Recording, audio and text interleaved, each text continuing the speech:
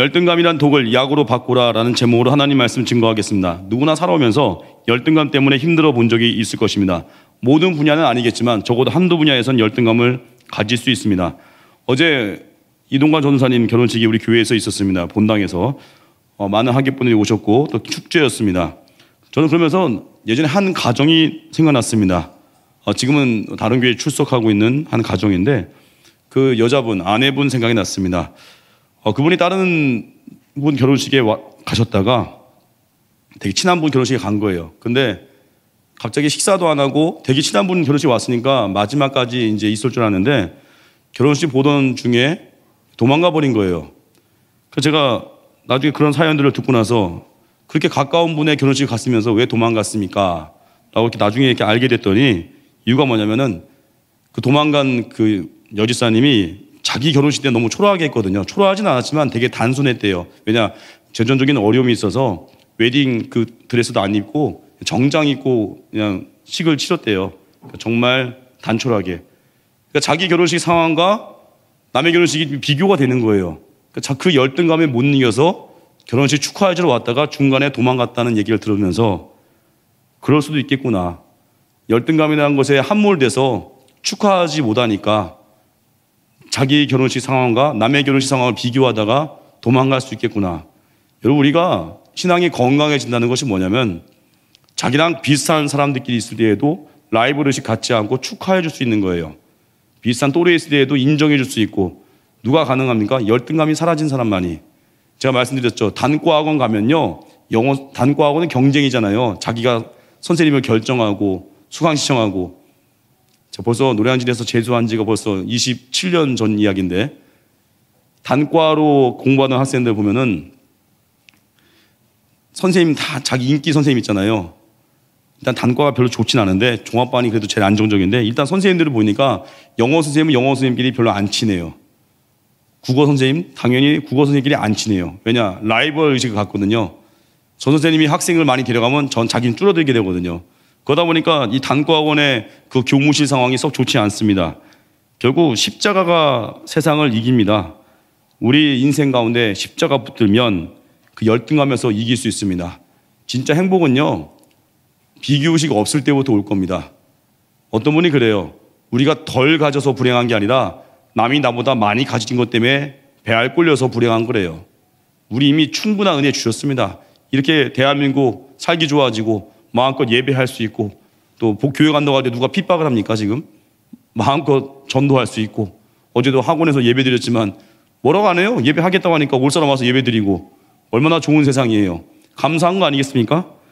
여러분이 대한민국 살면서 특별히 우리 갖는 열등감 중에 하나가 교육 분야인데 서울대 가지 않은 사람이 마치 그게 인생이 안 풀린 것이냐 컴플렉스 가질 때도 있다는 거예요. 근데 서울대 나온 분의 이야기를 들어보니까 자기가 가장 큰 열등감을 가진 적이 언제냐면 서울대에 들어가서래요. 왜냐, 전부 똑똑한 사람들만 모여 있으니까 자기도 고등학교 때 전교 1등 했는데 똑같은 자들이 오니까 또 거기서 열등감을 느낀다는 거예요. 저도 비슷한 열등감 가져봤습니다. 저도 중학교 다닐 때 전교 등수 안에 들었거든요. 그래서 이제 천안 북중학교 나와서 공주에 있는 공주 사대복으로 갔습니다. 자부심 있게 갔더니 거긴 다 전교 1등들이 모여 있는 거예요. 너무 쉽지 않더라고요. 거기서 오는 열등감들.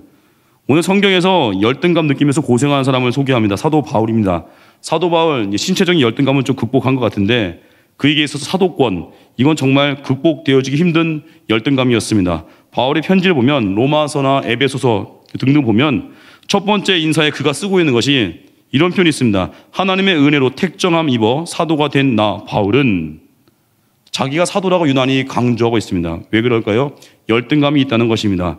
사람들이 바울이 사도라는 것을 인정해 주지 않았거든요. 사도는 예수님의 12제자이지 무슨 놈의 바울이 사도야 라고 사람들은 바울에 대해서 인정하지 않았습니다. 누구에게도 사도권 부여받은 것이 공식적으로 인정되지 않고 또 자기 자신은 사도라고 주장하며 살려고 하니까 이 12사도의 기라서 같은 위험 앞에서 자기가 너무 열등적이라는 것입니다. 사실 사도의 조건 따지면 사도 바울은 사도의 조건에 부합되지 않습니다. 초대교회에서 사도 뽑는 기준인데요. 사도행전 1장에 가면 나옵니다. 가룟 유다가 예수님을 배반하고 목매어 자살했습니다.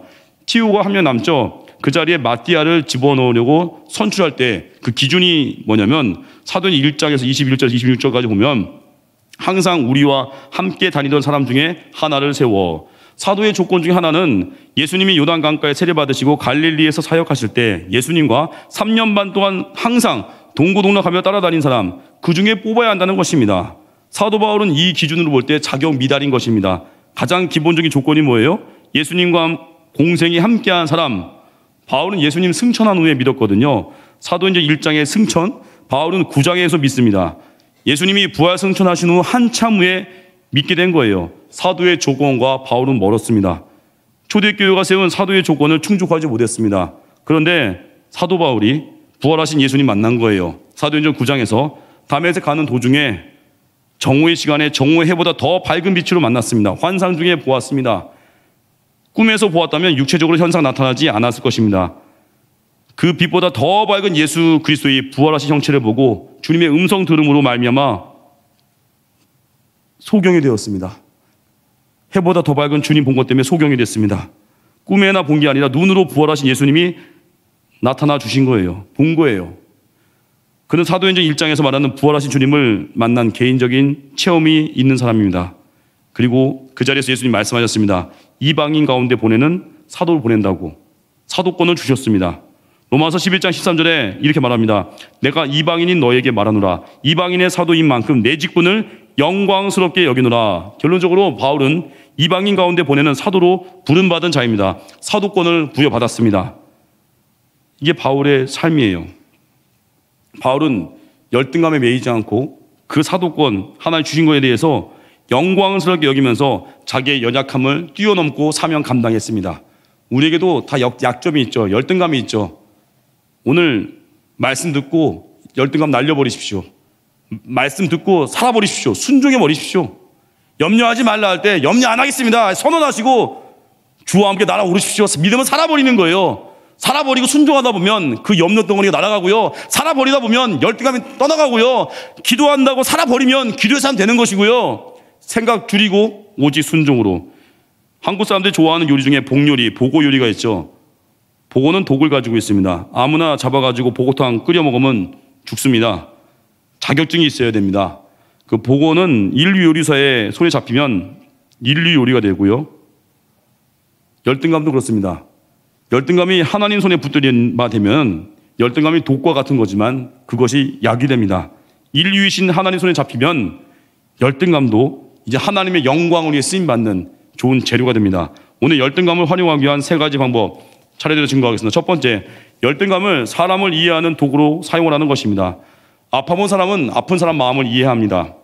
열등감을 느껴본 사람은 열등감 갖고 사는 사람을 이해할 수 있습니다. 저거 마음에 열등감 때문에 그러는 거야. 마음의 시기심 때문에 축하할 줄 모르는 거야. 그 마음을 이해하게 됩니다. 그래 함부로 윽박지르지 않습니다. 아유, 얼마나 마음에 눌림이 있으면 그걸 이해할 수 있어요.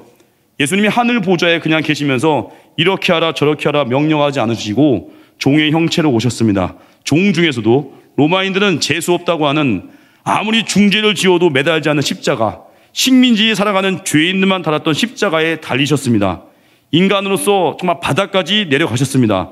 몫으로서 평생 사시면서 인간이 겪는 열등감의 모든 것을 짊어지신 분입니다. 예수님이 이 땅에 오셔서 2류, 3류, 4류로 살아가셨습니다. 그래서 우리를 이해하십니다. 그래서 수고하고 무거운 짐진 자들 자기에게 오라 하십니다. 주님 품에 안길 때 치유가 있고 회복이 있고 다시 능력을 받습니다. 예수님이 회당에 들어가서 말씀을 가르치셨죠. 사람들의 반응입니다. 요한복음 7장 14, 15절 보니까 이미 명절의 중간이 되어 예수께서 성전에 올라가사 가르치시니 유대인들이 놀랍게 여겨 이르되 이 사람은 배우지 아니하였거늘 어떻게 그를 아느냐 하니 예수님에 대한 모욕입니다. 저는 일자 무시기가 저런 말을 하냐 모독하는 거예요. 예수님은 못 배운 사람의 심정을 아십니다. 무시당한 자의 아픔을 아십니다. 예수님은 열등감을 도구로 풀지 않으셨습니다. 모욕감을 수치로 만들지 않았고 사람들을 이해하는 약으로 사용하셨습니다. 우리 인생도 예수님과 만나야 됩니다. 기도로 만나십시오. 예배로 만나십시오. 그럼 우리가 갖고 있는 모든 열등감이 다른 사람을 이해하는 커질 수 있는 계기가 된다는 거예요. 자녀가 속속입니까? 자녀로 고민하는 부모를 이해할 수 있습니다. 청년의 시절에 재수의 아픔, 또 이별의 아픔 겪었습니까? 누군가에게 위로자, 상담자가 될 수 있을 거예요. 아픔이 사면됩니다.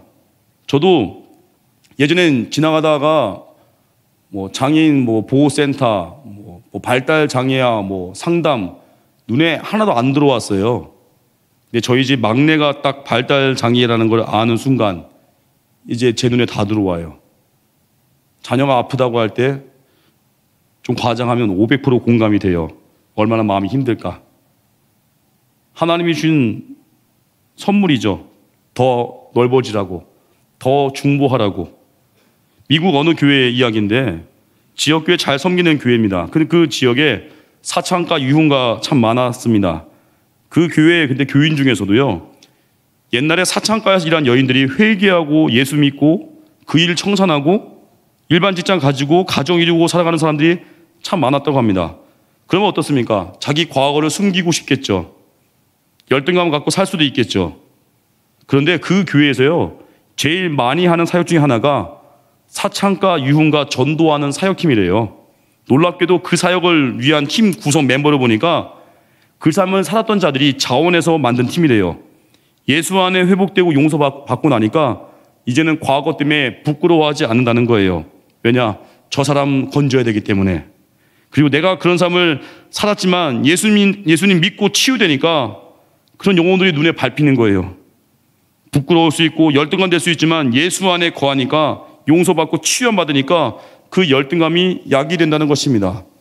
두 번째 메시지예요. 열등감은 열정 만들어내는 연료가 되기도 합니다. 바울을 보십시오. 그는 그의 사도직의 열등감 때문에 자기에게 일어난 한 가지 말하는데, 고린도전서 오늘 본문입니다. 9절 보니까 나는 사도 중에 가장 작은 자라. 나는 하나님의 교회를 박해하였으므로 사도라 칭함받기를 감당하지 못할 자니라. 그러나 내가 다 된 것은 하나님의 은혜로 된 것이니 내게 주신 그의 은혜가 헛되지 아니하여 내가 모든 사도보다 더 많이 수고하였으나 내가 한 것이 아니오 오직 나와 함께 하신 하나님의 은혜로라. 사도적인 열등감 때문에 그것을 만회하고 싶었습니다. 그에게 일어난 변화가 뭐예요? 남들보다 더 충성하는 그 충성이 나온다는 것입니다. 나같이 예수님 믿는 자, 핍박하던 자가 은혜 입었으니 이제 생명 다해서 주를 위해 살자. 제가 지금 남하고 비교해서 맨날 경쟁하라 그 메시지가 아니라 내가 할 수 있는 영역이 있거든요. 내가 빚진 자식이 있기 때문에 기도하면 보여주십니다. 기도하면 하나님이 지혜 주시고 능력 주시고 내가 할 그 일을 보여주시거든요. 그 일을 충성을 다하는 거예요. 그러면 오히려 열등감이 열정 만드는 연료가 된다는 것입니다. 단국대학교 의과대학 교수, 이름이 서민이에요. 서민 교수님. 얼굴 보니까 정말 서민처럼 생기셨는데 정말 인기 있는 교수님이자 강연가 저술가입니다. 많은 사람들에게 기생충 박사로 알려졌습니다. 또 그분은 자기 얼굴이 기생충같이 생겼다고 합니다. 얼굴에 대한 열등감 많은 분입니다. 근데 이분이 정말 인기 있는 의사, 교수, 강연자, 섭외 순위도 꽤 높고 책 쓰면 또 베스트셀러가 되고, 근데 그분이 강연한다고 하면 사람들이 막 몰려든대요. 근데 그분의 이야기를 들어보니까 초등학교 때부터 겪은 이야기를 말합니다. 자기는 어느 교실에 가든지 어느 반에 배정받든지 자기가 항상 제일 못생겼대요. 공부는 항상 꼴찌 바로 앞이었대요. 어느 날 거울을 보다가 이런 생각했다고 합니다. 이 얼굴에 이 목소리도 좀 약간 좀 가늘고 좀 듣기가 좀 거북했나 봐요. 이 얼굴에 이 목소리 가지고는 살기 힘들겠다라는 생각이 들었대요. 그래서 공부로 얼굴을 만회하자라는 생각이 들었대요. 난 얼굴로는 안 되겠다. 공부로 얼굴을 만회하자. 사람마다 만회하는 길은 다 있습니다. 이분은 공부를 택한 거예요. 각자 내가 만회할 수 있게 반드시 있거든요. 어떤 사람은 예수님 늦게 믿었으니까 나 20대 때부터 믿자마자 충성하자. 어떤 사람은 나는 너무 가정에서 힘들게 살았으니까 이제는 정말 멋진 가정을 위해서 꿈꿔보자. 많은 사람 살려보자. 어떤 가정이든지 살리는 통로가 되어보자. 내가 만회할 수 있는 영역이 다 있거든요. 이분은 공부를 택한 거예요. 공부 열심히 했습니다. 얼굴을 만회하려는 그 공부 열정으로 열심히 나아가다 보니까 반에서 꼴찌하던 분이 서울대 의과대학 갔습니다. 얼마나 못생겼으면, 얼마나 그 한을 풀려고. 이분의 말씀이에요. 그렇게 공부해서 서울대 의대에 들어갔더니 거기에 못생긴 사람이 다 모였다는 거예요. 이분 이야기입니다. 잘생긴 분도 있겠죠. 모두 공부로 얼굴을 만회한 자들이라는 거예요. 하여튼 못생긴 사람 거기 다 있다는 겁니다. 그 얼굴이 공부 열정을 다 만들었다는 거예요. 우리 교회도 보면 그래요. 자기가 없다고 하지 않고 내가 만회할 영역을 다해 명역에 있어서 충성을 다하는 분들이 있어요. 어떤 사람은 나는 시간으로 하겠습니다. 어떤 사람은 나는 몸으로 하겠습니다. 어떤 사람은 중보기도로 하겠습니다. 각자 내게 주신 영역이 있거든요. 그러면 내가 약한 거 바라보지 말고 내가 할 수 있는 건 분명히 있습니다. 그거 몰입해서 몰빵하면요, 역전됩니다. 연약하기 때문에 가장 귀한 거예요. 약하기 때문에 주님밖에 없습니다. 예수님 도 의지하는 게 아니라 예수님만 의지하는 기도의 사람이 될 수 있고 예배의 사람이 될 수 있고, 약하면 기회인 거예요. 그래서 유난히 나는 시험에 약해서 잘 떨어지는 분이 있습니까? 열등감 가지지 마세요. 붙을 때까지 도전하다가 실기 능력이 실기 능력이 엄청 쌓아 올라가는 거예요. 과정 중에 실력이 막 자라고 있습니다. 저는 예수님 믿지 않는 집안에 자랐습니다. 처음 제가 예수님 믿고 이제 당연히 배우자 믿는 사람 만났죠. 제가 예수님 믿지 않는 가십시 집안에 태어나서 이제 나중에 그런 기도했어요. 하나님, 나 결혼 전에 배우자 기도할 때 그랬어요. 주님, 저는 예수님 믿지 않는 가정에 태어났기 때문에 배우자만큼은 장인 장모가 다 우리 교회에 나오는 사람이면 좋겠습니다. 그렇게 기도해서 저희 아내 이제 만났을 때, 이제 연애할 때 알고 보니까 아버지가 누구셔? 그때 우리 교회 남전도 회장님이셨어요. 안도환 지사님이라고, 초창기 때. 그리고 엄마 누구셔? 아, 그때 열심히 섬기시는 장경옥 지사님. 오? 신기하네. 하나님이 다 이렇게 응답을 주셨어요. 그래서 그렇게 응답 얻어서 이제 아내랑 결혼했습니다. 믿음의 장인 장모님. 또 하나 제 마음속에 저에게 열등감은 뭐예요? 안 믿는 저희 부모님, 저 고향 충남 천안에 부모님 계신데 안 믿는 부모님이시니까 저의 사역을 위해서 중보기도 할 수가 없잖아요. 오히려 제가 부모님에서 기도해야 되죠. 전 그래서 앞에 있는 김대근 형제가 부러웠어요. 어제 학원에서 보니까 어머니 아버지가 예배 끝나고 뒷청소 다 해주고, 제가 가보니까 제가 신방을 많이 가봤거든요. 근데 신방 갔다 온 곳 중에서 제일 깨끗해요. 대근 형제 그 학원, 신촌 뉴 실용음악학원 너무 깨끗하고 향긋하고. 제가 여쭤봤어요. 어저께 대근 형제 아버지 어머니한테, 청소하시는 아버지 어머니께 여쭤봤어요. 이렇게 깨끗한 비결이 무엇입니까 했더니 대근 형제 아버지가 그래요. 이 학원 청소할 때마다 기도하면서 청소한대요. 제가 감동받았어요. 그리고 학원 앞에, 신촌이니까 또 앞에 또 담배꽁초 버린 사람도 있잖아요. 그 앞에 그 나무 그늘 아래. 그것도 다 치운대요. 나가서 기도하면서 치우고 있으면 옆에 있는 분들이 막 묻는데요. 물어본대요. 여기까지 청소하세요? 그때마다 또 복음을 증거한대요. 와, 부러웠어요. 믿음의 아버지 어머니. 그런 부러움이 있었기 때문에 저는 오래전부터 그런 기도에서, 하나님, 저는 부모님이 아직 예수님 안 믿는데 저에게도 영적 아버지 어머니를 주셔야 되지 않겠습니까? 그 기도하다 얻은 응답이 뭐였냐면, 지금은 이제 천국에 계신 담임 목사님 아버지 전영수 장로님, 몇 년 전 소천하셨죠. 제가 하나님 주셨던 응답이 이거였어요. 준홍아, 너는 네 부모님이 전도 대상자니까 너에게는 영적 어머니 아버지를 둬라. 그분들이 널 위해 기도할 것이다. 그 응답 얻고 제가 결심한 게, 담임 목사님의 어머니 아버지를 내 영적 어머니 아버지 삼자. 그래서 초창기 때부터 담임 목사님 어머니 아버지하고 또 우연히 일치했는지 같이 대만 선교도 같이 갔었고요, 고성 선교도 같이 갔었고, 평상시에 제가 자주 찾아뵀었습니다. 명절 때만 되면 찾아뵙고 인사드리고 절하고 기도해달라고 하고 하여튼 자주 찾아뵀어요. 그리고 담임 목사님 아버지 소천하시기 전에 몇 달 전부터 몸이 좀 아프셨거든요. 그때 더 찾아가고, 소천하시기 며칠 전에는 또 몸이 더 안 좋아진 거예요. 가서 제가 목욕도 시켜드리고, 한 번은 또 쓰러졌는데 못 일어나세요. 예배 전에 찾아가서 일으켜드리고, 하여튼 지극정성을 다하게끔 하나님이 기회를 주셨습니다. 그리고 담임 목사님 아버지 소천하시 그날 세브란스 병원에서 소천하셨거든요. 그 곁에 저 혼자 있었습니다. 가족도 아닌 제가 담임 목사님 아버지의 임종을 지켜봤습니다. 지금도 생생히 기억나요. 임종하시기 15분 전쯤인가 저를 한번 안아주셨어요. 그래서 제가 기도해드렸어요. 예수님 복음 들려드리고, 그때 눈물을 흘리시고 심정지가 왔습니다. 저는 하나님께 그런 감사를 드렸어요. 하나님, 저에게 영적인 어머니 아버지를 제게 주셨군요. 그리고 그 임종까지 지켜보게 하면서 전 지금 그 생각해요. 천국에서도 저를 응원하고 계시겠구나. 얼마 전에 최욱기 권사님께서 그러니까 너무 자세한 얘기니까 하여튼 저를 위해 매일마다 기도하고 계시대요. 자기 가족들 이름이 화장대 앞에 다 붙어 있는데 가족들 이름 다 있는데 유일하게 가족 아닌 사람의 이름이 제 이름이에요. 민준호 목사, 안수현 사모, 지유, 승기, 승국 이름이 쫙 써 있더라고요. 날마다 저를 위해 기도해 주신대요. 하나님께 참 감사했습니다. 저는 그런 열등감이 있었잖아요. 믿지 않는 부모님이라는 열등감. 하나님이 다른 데서 만회할 기회를 주셨습니다. 담임 목사님의 아버지, 어머니를 제 부모님으로 삼아서 임종도 지켜보게 하시고, 우리 각자에게 열등감이 있죠. 불리한 조건이 있죠. 그게 약이 될 수 있습니다. 그 연약함, 열등감 때문에 낙심하지 마십시오. 내가 할 수 있는 영역이 있습니다. 구하십시오. 보여주십니다. 그래서 반전의 드라마를 펼칠 수 있는 것이 우리 인생입니다. 세 번째, 열등감은 은혜의 통로가 된다는 것입니다. 사도권 이야기할 때 오늘 9절 10절 보니까 은혜라는 단어가 3번이나 반복됩니다. 하나님의 은혜로 된 것이니 내게 주신 그의 은혜가 헛되지 아니하며 오직 나와 함께 하신 하나님의 은혜로라. 바울은요, 나 같은 사람도 사용해 주시는 하나님의 은혜를 잊지 못했습니다.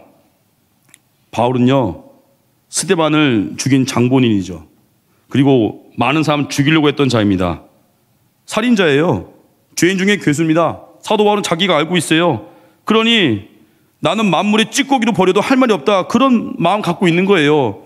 그런 바울을 하나님이 사도로 불러주시고 사용해 주시니까 어때요? 이건 은혜 외에는 해석이 안 되잖아요. 바울은 자기의 꼬라지를 아는 거예요. 암만 생각해도 이건 은혜로만 해석이 되는구나. 내 꼬라지에 어떻게 사도가 될까? 난 살인자인데. 우리 인생의 과거가 너무 부끄러운 분이 있습니까? 그분에게는 은혜가 강력히 임할 기회가 될 수 있어요. 나 같은 자가 뭔데 오늘 예배 나오게 하셨고, 나 같은 자가 뭔데 하나님께 전도하게 하시고, 나 같은 자가 뭔데 주님 앞에 기도할 수 있는 특권이 있고, 그 빚진 자 의식을 살면요 다시 일어섭니다. 그래서 내가 잘났다 하는 사람들은요 은혜 안에 머물기 힘들어요. 다 주님의 은혜지요 말하면서 그 속에는요 우리는 메아리가 있어요. 난 잘났으니까. 근데 진짜 내가 부족하고 못났다 생각하는 사람은요 주님의 은혜라고 말하는 게 어렵지 않습니다. 주님의 은혜가 진짜이기 때문에. 그리고 내가 못났고 부족하다 생각하는 사람은요 은혜를 알기 때문에 겸손해요. 자기를 내세울 수가 없습니다. 나 같은 죄인을 위해서 예수님이 십자가 달리셨구나. 나 아무것도 아닌데. 그 은혜를 아는 자는요 작은 거에 감사한 거예요. 그리고 고마움을 표현합니다. 원망이 사라지고요 용서가 되고요. 왜 용서를 못해요? 내가 얼마나 용서받은 죄인인지를 못 느끼니까. 왜 사랑을 못해요? 내가 얼마나 사랑받은 자는 그걸 모르니까. 중국 부자였던, 개인 자산 7조, 중국 부호 148위 순위까지 올라갔던, 동시에 광산 부자였던 한룽그룹 회장 류한 이야기입니다. 이 사람은요 잘 나갔습니다. 개인 자산 7조, 700억이 아니라 7조입니다. 경쟁 그룹사 8명을 청부 살해했습니다. 결국 사형 선고 받고 집행당했습니다. 마지막에 펑펑 우는 장면이 나오는데 선처를 호소합니다. 내용이 이렇습니다. 내 야망이 너무 컸습니다. 인생은 잠깐인 것을, 그리 모지게 살지 않아도 되는 것을, 바람의 말에 귀를 기울이며 물처럼 그냥 흐르고 살아도 되는 것을, 악쓰고 소리 지르며 악착같이 살지 않아도 되는 것을. 결론이 뭐냐? 만약 다시 삶을 살 수만 있다면 조그만한 가게를 하면서 가족들 돌보면서 살고 싶습니다. 이렇게 말하고 7조 부자가 사형을 당했습니다. 다시 산다면 더 떵떵거리는 그룹 만드는 게 소원이 아니라 조그마한 가게 하나 하면서 가족과 행복하게 살고 싶대요. 다 가진 자의 소원이 뭐예요? 조그마한 가게 하나 가진 거예요. 물론 이 사람은 다 가진 게 아니죠. 예수님을 가져야 다 가진 사람이죠. 예수님을 충만히 내 마음에 모시면 세상이 부럽지가 않습니다. 그놈의 학벌이 부럽지 않습니다. 어제도 학원 예배 끝나고 처음 이제 예배 드린 학생들하고 같이 햄버거 먹으면서 그 김대근 원장님이, 여기 김대근 형제가 다 자기 사비로 간식을 사고 하더라고요. 근데 어떤 형제가 논산 출신인데, 논산에서, 충남 논산이잖아요. 한 달에 한 번 학원 수업 들으러 온대요. 토요일마다. 논산에서. 참 대단한 학원인데. 학원 수업 토요일마다 있는데 그 논산에서 온대요. 제가 물어봤습니다. 그냥 논산 제가 좀 아니까 제 친구들이 저 고등학교 다닐 때 논산 중학교 출신이 많이 왔거든요. 그래서 제가 거기 논산 중학교 있겠네요 했더니 거기 나왔대요. 고등학교 어디? 논산 고등학교래요. 훌륭한 학교네 했더니 또 논산에서는 또 대공고등학교가 더 유명한가 봐요. 학교별로 이렇게 서열이 있나 봐요. 그래서 이렇게 그런 서열 학교별로 나눈 서열 문화들, 제가 그 형제 보면서 그 생각했어요. 처음 이렇게 예배 드린 것 같은데 예수님 믿으면 세상에 정해놓은 그런 기준 앞에 기죽지 않습니다. 학벌, 재산 이런 것들에 대해서 직업 거기에 매이지 않습니다. 부르심의 사명이 있거든요. 어디 가나 당당할 수 있습니다. 믿음의 사람이기 때문에, 예배자이기 때문에. 그래서 우리 고백하십시오. 돈과 성공, 명예는 아니고 그건 수단입니다. 덤으로 주시면 사역을 위해서 사람 살리기 위해서 쓰는 것뿐이에요. 주님의 은혜가 임하면 한 평 땅도 감사가 나와요. 제가 지난번에 한번 시간이 돼서 청주에 계신 이모 만나고 왔습니다. 집이 꽤 넓어졌더라고요. 이모와 이모부 만났는데 이제 군대에서 주임원사로 공군 준위, 공군의 준위라고 있는데 부사관 중에서 제일 높은 자리까지 올라갔다가 이제 정년퇴직하시고 지금 뭐 잘 사시는데 청주에는 어느 부대였어요. 우리 교회 임택래 집사님도 그 부대 출신인데 그 이모부 이제 고생 많이 하셨는데 집이 되게 넓어 한 50평 가까이 되나 봐요. 지금 딱 3명 사는데 방이 5개래요. 머리 넓은지. 저한테 묻더라고요. 준홍아 잘 사냐? 예. 뭐 집 얘기하다가 너희 집 5식구잖아. 예, 맞습니다. 그러다가 저희 집 12평입니다. 그분이 울려고 하는 거예요. 12평 집에서 5명 살고 우리는 3명이 50평에 살고 있고. 근데 전 당당했어요. 제가 그랬거든요. 저희 집 청소 빨리 끝나서 좋다고. 너무 행복하다고. 저 진심으로 얘기했어요. 그러니까 그분이 오히려 당황하는 거예요. 뭐 믿고 이렇게 당당한가? 뭐 믿고 이렇게 기뻐하는가? 그게 믿는 자의 권세입니다. 세상 앞에 기죽지 마십시오. 아무것도 아닌 세상에서 정한 기준 앞에 괜히 기죽고 끼웃거리지 마십시오.